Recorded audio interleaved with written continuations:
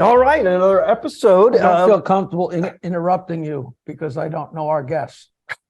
He's like, this is my first time meeting him, so I don't want to give him the hit impression like we don't get along or I don't respect you. Thank you for not interrupting. Another episode. I know that bothers you. I'm used to it. This is another episode of Stand Up Memories. Hi. This is You'll Jackie. never get used to it. Admit it. Just I admit won't. Okay, then I won't do it again. Jackie the Joke Man Martling. I am Peter Bales. I'm and determined not to do anything different, Jim, just because I don't know you. I want you to get the threat of what an inane podcast we run here. Well, you know what's happening here is Jackie's a headliner, you're a headliner, and headliners are obviously at different clubs all the time. So you're basically saying you're here on our coattails. I'm here. I'm totally on your coattails. Although they seem to be slipping a little. Jim, I don't know what you heard, but Peter is actually a very accomplished what? Just human being. Human being. He's very good. Now, this is what's happening here is we've got a terrific comedian. We're going international. Jim Dailakis, I can vouch for. I've worked with him many times in the past. He's super funny. And he's an Australian comedian. He's from Australia. He sounds, and we should get him on the show, if you don't mind, if we have a guest. Didn't you notice I was shutting up? Finally. No offense. Ladies and gentlemen. None taken. Good. Jim Dailakis. Hi, Jim. Hey, nice to meet both of you. And I can vouch for both of you. Well, I love Jim and I love your comedy. And I have so many questions about what it's like to be an Australian comedian working in America. And I know because American audiences embrace you. Yes, I'm a fish out of water. You're a fish out of water, but yes. It's not as if you're in China or a Spanish-speaking country. How out of water are you? Similarities between America and Australia, but also differences. That's what. Let me ask you about that. You've done comedy in Australia. Where are you from in Australia? From Perth, from halfway around the world, literally. I mean, you couldn't get further away from where we are than going to Perth. If you drill a hole on a diagonal, you will end up in my mother's backyard. That's how far away. That's a good thing to remember. Yeah, she'll probably cook for you. How long's the flight from New York? What year is it? It's about 24 hours of flying time, and the shortest I've ever got to do it with, refueling and stuff, is about 32. 32 hours. Yeah, wow. Yeah, to Perth. Yeah, it's pretty crazy. At what point do you wake up and say, "I love comedy. I think I want to do it 32 hours from here"? Brain damage has a lot to do with it, but I guess to be invited, because I was invited to New York, which I always looked up to. All the comedians that I didn't know were actually from Long Island, like Eddie Murphy and Rob Bartlett, who was a huge influence on me. Yes. I just thought, I got invited to go to the place where they came from and where they grew.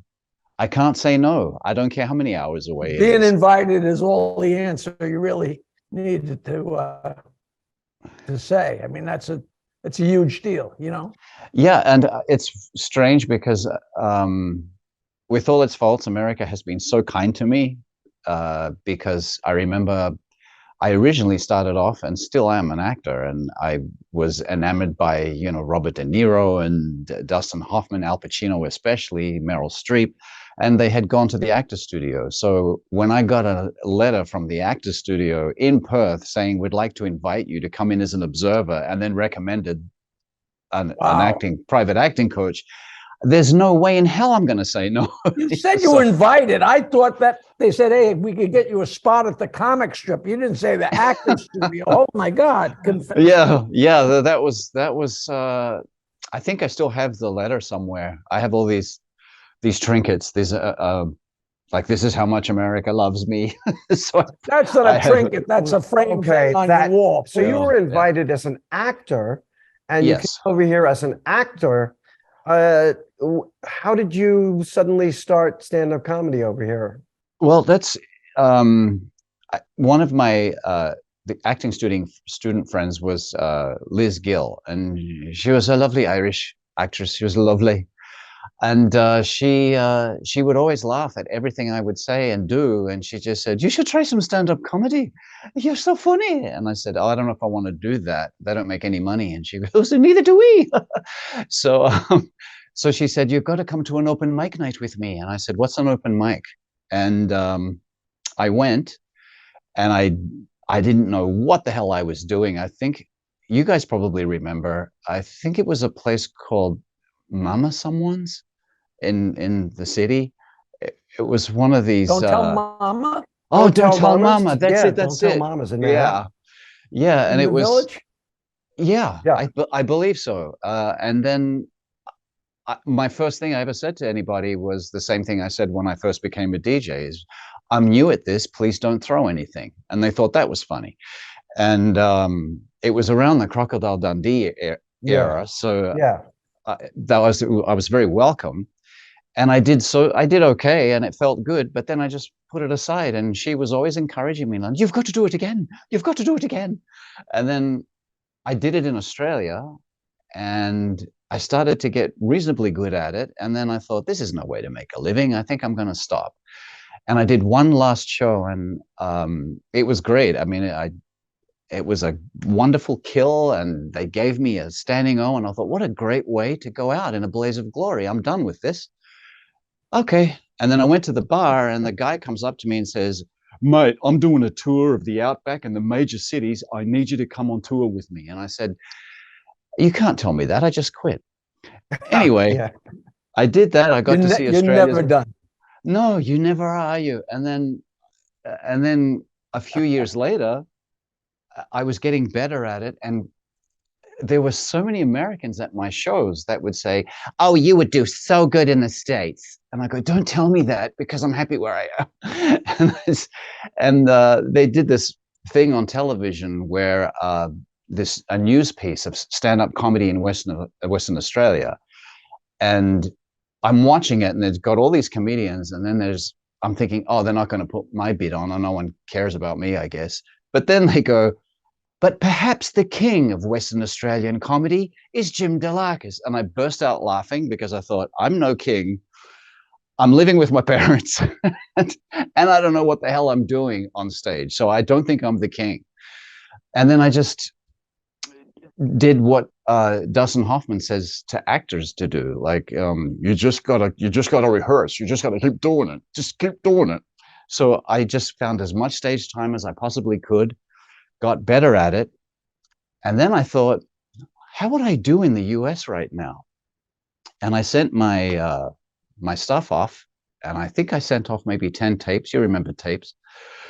And I got 6 positive responses, with Bruno Schripper actually saying, I want to Yes. sponsor you. I want to sponsor you. And I thought, okay, how do I say no to this? So What year? Like Did you start in 95? 96. And I said to 96. myself, I'll give it 6 months. And my friend who was with me said, "Oh, no, you got to give it at least a year." I said, "A year? I'm not staying here for a year." Anyway, here I still am, 27 years later, whatever the hell that is. But it's been such an incredible journey, and I just keep learning. I just keep doing it. I try to keep my ego intact. I even enjoy shows where it doesn't go so well, because I think it's important that you get brought back down to earth. It doesn't, it's all part of it. Yeah. Part of it. Yeah, I love every minute, and there's nothing that makes me happier than seeing other people happy, and to know that I'm the catalyst for that. It's just such a amazing feeling. It really is. What's the difference? What's the difference between stand-up comedy here in the United States and stand-up comedy in Australia? Well, it's pretty much the same. Stylistically. Stylistically, I think that in Australia, it never used to be this way. When I first started, they weren't used to stand-up comedy. It was new. The only place that was accustomed to comedy was in Melbourne. It was one of the, you know, the Melbourne Comedy Festival, Montreal, and Edinburgh. Yeah. Yeah, And Melbourne, the cities are used to it. sure, and but Sydney wasn't as used to it as Melbourne. Melbourne is such a melting pot, and it was when I was growing. It still is, but it was. They had done comedy for years. In fact, one of my other greatest influences, Rita Rudner, used to come to Australia Yes. a lot, and she was the first comedian I saw that I said, I want to try and just not do impressions. I want to try and talk like what she does. And I was enamored by her. And so she spent a lot of time in Melbourne. And I guess the difference is that back then in Perth, where I was doing it, and even in the outback, I mean, good Lord, you would get on stage and they'd start cursing you and saying, "Get off, show us your wuzza," you know, and all these disgusting. Show us your what? Excuse me, can we get clarification? Yeah. We get a translation on that? Wuzza is female genitalia, you know. So they go, "Show us your wuzza, mate," and then they'd say the worst possible things. So yeah, One so of it's the Wild West. In the beginning, it's the Wild West, just like yeah, outer New Jersey and Long Island. in the very casual beginning times. of it. A bad club. but Tough then club. what happened as I did it more here, and that taught me over there to become rapid fire. And when I came to the US, the guy that came with me, he was also a comedian, and he said, I find American audiences very innocent, almost childlike. Like, tell me a story. Like, in the beginning in Australia, it was almost like they'd look at you like, we're going to destroy you because you suck and we hope you suck. And over here, I felt like, oh, we so hope you're good because we want to be on your side. You know, so I found that they loved the story. And Bruno told me, you can't just go up with that accent and just go into your act because we're looking at you like, is he for real? What's he doing? You know, so I had to then learn that about American audiences. But now the difference is that when you go to Australia, they're so patient. It's like the opposite now. It's like they will wait for a punchline and they will be so patient. And because I've learned to be fast-paced New York comedian, when I go there and I listen to other comedians, I'm going, oh my God, please get to the punchline. Oh my God, have you lost them? Have you lost them? Have you lost them? But then they'll get a humongous laugh and I'll go, wow, that's amazing. It's very similar to Canada, the way Australia is. We're just Canadians with Australian accents, basically. That's what that is. There you go. Now you work a lot in the suburbs. You notice the difference between New York City and the suburbs. That's pretty huge as well. It is a little bit, but not that much, because people used to say, oh, you got to be careful because New York audiences, they're jaded. And I thought, is that true? And I would try to adapt because every agent would say to me, oh, New York's different. You got to go in the city. You got to do different stuff. So I would do different stuff and I would get depressed because I would leave and think, oh, well, I guess I should take a shower and get into another field of endeavor because this is not working. And I would go, but hang on a second, I killed last time. What's happening? And then I remember I had to do this showcase, and this agent, well, you know, Roger Paul, he says to me, all right, now you know what you're gonna do. You got to do this thing. You got to do it really good. We talked about your material, and then I said, you know what? I'm just going to be me, and I don't give a damn. So I went on stage and I just did my regular act and it was amazing. And I thought, oh, it's not New York audiences who are jaded. It's the industry that's jaded. So I find that I've done shows in Malaysia, Singapore, the UK, all across New York, the city, I tour across Canada. Everyone is the same. Everybody just wants to laugh. And I think sometimes you'll get people who are offended that don't need to be offended, because I do this whole Asian thing where I talk about Bruce Lee was one of my heroes and I wanted to be Bruce Lee, and I talk about my Asian friends. And there was one particular person in Australia that will remain nameless that said, well, that's offensive and you should drop that act. I did it in Singapore, and they all came up to me, all the Asians, like, "Oh, you really you figure us out, man. We know that's the truth. You really have a family. You really have Asian family." So, so I just think, Doesn't it still make you crazy that one yeah, person makes a yeah, comment like that and it just stays with you? I yeah, think that happens. You know, you can have the whole sure. world on your side. One person says, "Oh, you're a little off tonight, huh?" That's all you think about all the way home, right? Yeah, isn't it? What's that like? I think Madonna said there can be 100,000 people in the audience, and if I see one person miserable, that's who I'll think about. Yes. It's a shame. Now, I think of you as a stand-up comedian, but you incorporate impressions and Hmm. characters into your act. Yeah. Yes, I do. What's your most Um, successful impression? What do audiences relate to um, it always? that is sometimes depends where I am. Because if I'm in New York, especially Long Island, if I start doing Rocky Balboa, then they lose their minds. They can't believe it. And then I'll do Mickey, Rocky, what are you doing? Get back to the gym, kid. What's the matter with you? You know, it's okay. Listen, it's okay. You don't gotta be so mean to me, Mick. Okay, I'll do what I do. If they listen to that on Long Island, they lose their minds. If I do it uh, in Southern Jersey, you know, but That's uh, but it's also Because like, that sounds to them like you're just talking. right. yeah. And but De Niro never fails. Like when I do De Niro, that never fails. Not a problem. And doing different Pacinos, because when he was younger, I saw Dog Day Afternoon. That's why I wanted to be an actor. I saw you got to put your gun down, and I always talk about how did you go from being a guy from Brooklyn like that to a Jew in heat. What are you doing? What do we got? What do we got? I mean, how did that happen? It's like, is it too much smoking? I And there's a lot love of, it. I love it. Dog Day Afternoon, Attica, oh, Attica, Attica. oh, That's timeless. These are all timeless yeah, impressions. The audiences are always going to relate to them. I yeah. really And believe that. that Attica scene was ad-libbed. He did that. He threw that money into the people watching. So it wasn't supposed to happen, but he created a little bit of havoc. Yeah. I I've love had listening to, shows go so badly.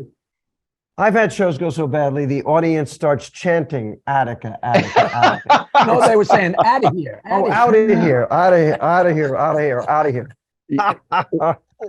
what always Oh, I fascinated me love it. about But you also, oh, I was going to say what fascinated me, like every time I work with you, is that um, how you can make intelligent, super, almost academically intelligent comedy just be so funny, because that's a hard thing to do. Because people go, it's intellectual, it'll go over people's heads. Your stuff doesn't go over people's heads. I mean, you educate them at the same time, and boy, do some people need that. So it's great. well, It's what a nice thank you. What a nice compliment. You should say, "Well, I am a professor." Yeah, I'm a professor. Yeah. Well, how hard is it? I mean, it's difficult for a professor to be funny. I watched Real Time with Bill Maher last week, and the professors were very, very intelligent, but it was so boring. There was Absolutely. It nothing is. happening. It is very hard to make intelligent subjects funny, but it is Hmm. possible. Yeah. You just have to explain what you're doing to everybody. Yeah. And a lot of comedians were also teachers, Robert Klein, for one. And I Oh, I also didn't know that. wanted to circle back to, I was a beer drinker. yeah, Jackie was a beer drinker and he believed in dumb comedy, dumb people. Am I getting? You'll never go broke bringing dumb comedy to dumb people. Although I'm broke. Well, So I really am remember. glad you mentioned. I think the most. No, go ahead. I'm sorry. Go Bit of ahead. delay. No, I was going to say that when I I was first, just going to give a compliment to Rita. You mentioned Rita Rudner, and I yeah, think she's the most underrated comedian me too. in America. I don't know if she's not underrated in Australia, apparently, probably, and not No, or England, but here mm, in America. writing Who else because inspired you to just? well, Yes. Eddie Murphy, I remember when I first saw Delirious, it had been out for a few, and my friend in Australia said, I know you're into comedy. You really have to watch this. I think you'll like it. I remember laughing so hard. Maybe I was 19, so it was even funnier. That I was on the ground. I was on the ground in his house, holding onto my stomach, going, "Turn it off, turn it off," because I thought I was going to literally die from laughing. And I thought, I didn't realize why I thought it was funny. People look back on it now and say, "Oh, it's kind of mean and all that." I don't, because I realized when I got here, and I tried to get. My goal was always to just appeal to everybody, not in a pandering way, just like for them to get an understanding of, I'm one of you. I'm no more special than you are. I'm just up here telling a story that you can relate to. And I realized years later that when I was watching it, I thought, here is a Black American guy. He's talking about his family. And I'm a Greek Australian white guy halfway around the world. And his family is my family.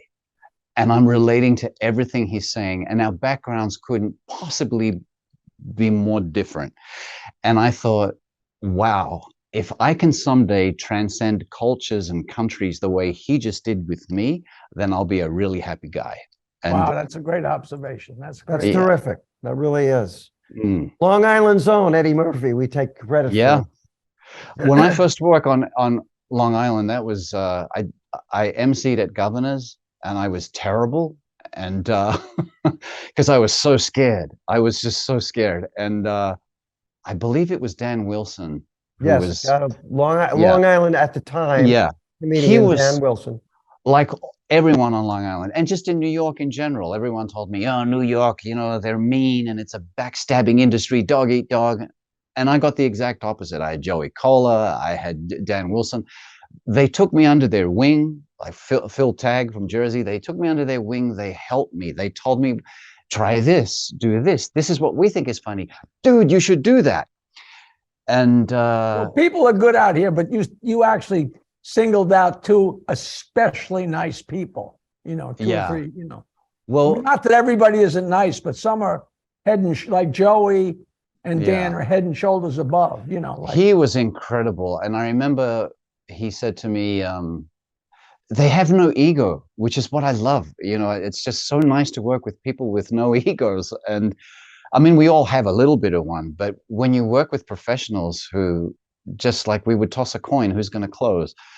Yeah. And when someone like Dan Wilson will say to me, because this was when I was featuring, I would go up. We did, I think this was in, what was the place in New Jersey at Ocean Township? What was that club again? Rascals. Rascals.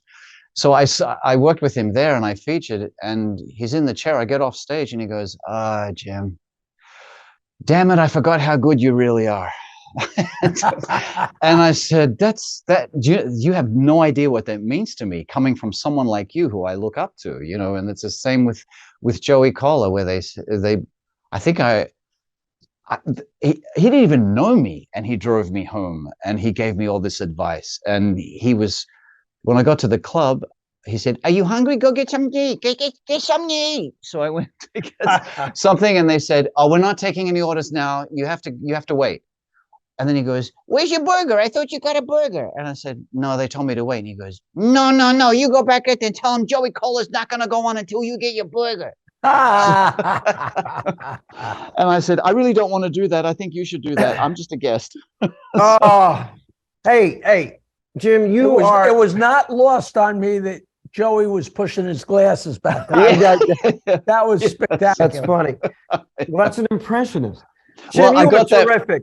Ryan Martling, he started doing that when he did, so I got to give him credit for that. So, Jim, you are so terrific. We barely scratched the surface with you.